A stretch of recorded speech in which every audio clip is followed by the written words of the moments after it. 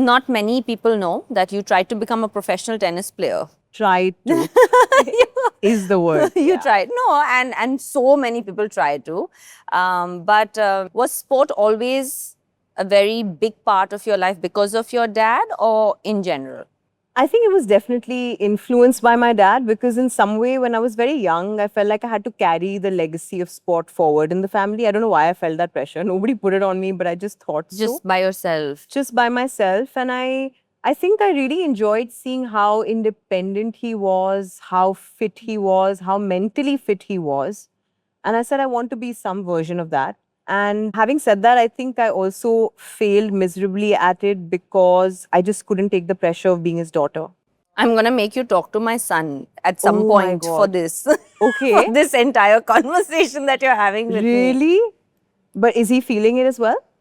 I think so. I don't know if he feels the pressure yet because he's still young. But this exact thing, Yeah. I feel he will feel. Yeah. He will feel this thing of like, Yeah, I unless think he's number by one the in the time- world, he'll be a failure. Exactly. Right? Exactly. And you came from that kind of legacy as well. Yeah, I came from that and I was just like, I'm not used to this. And I thought I would be, they'd let me go because I'm playing a different sport. But when I went on there, it was like, you're just not as good as your father.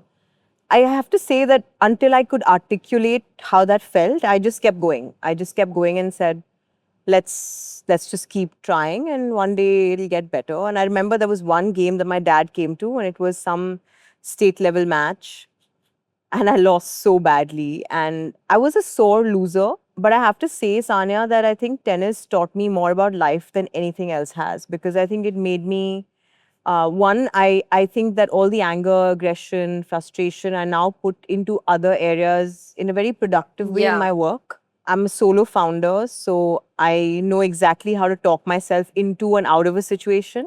And all that is thanks to all the tennis I played. Yeah, because sport does teach you how to be resilient, right? That's the whole thing. It teaches you to be humble when you win. Yeah. And it teaches you how to take defeat and come back and fight another day. And that's what sport does. Yeah. And you know, when you say that I failed, I just want to tell you that, and coming from somebody who has succeeded at sport, Yeah. is actually mostly played by people who have failed.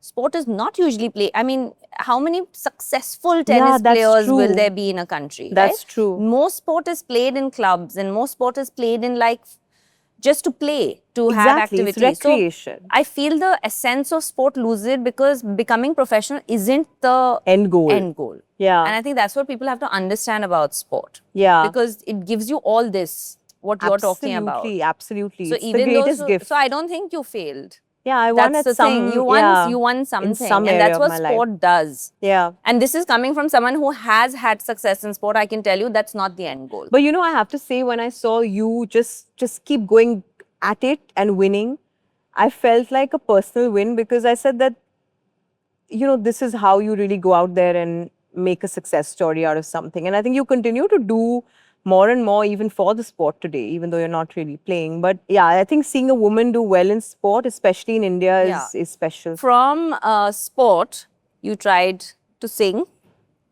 Oh yeah, and I you forgot tried to about that. dance, and you did dance quite well. Yeah.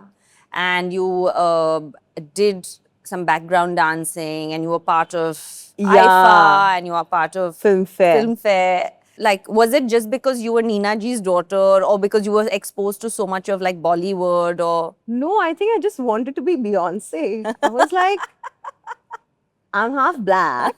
I have to be Beyonce, Either I'm Serena Williams, I couldn't do that. Or you're Beyonce. So I have to be Beyonce, so something.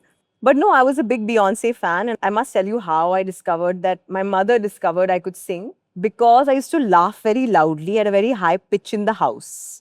So she said, तुम्हारा तो सुर बहुत ऊपर पकड़ेगा, तो तुम singing try करो.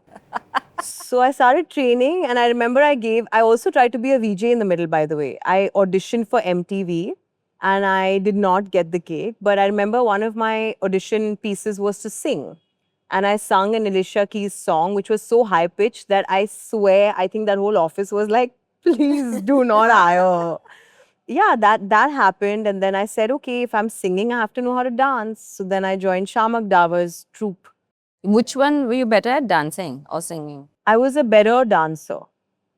I think just genetically I was a That better. I think Yeah, the hands down. half of you has taken care of that as soon as you were born. It was taken care of. So I was a better dancer. But yeah, I think I loved that life with Shamak. You know, you used to just like train all day and then you went and did some performance in the back somewhere. Nobody cares who you are or whatever. It was lovely.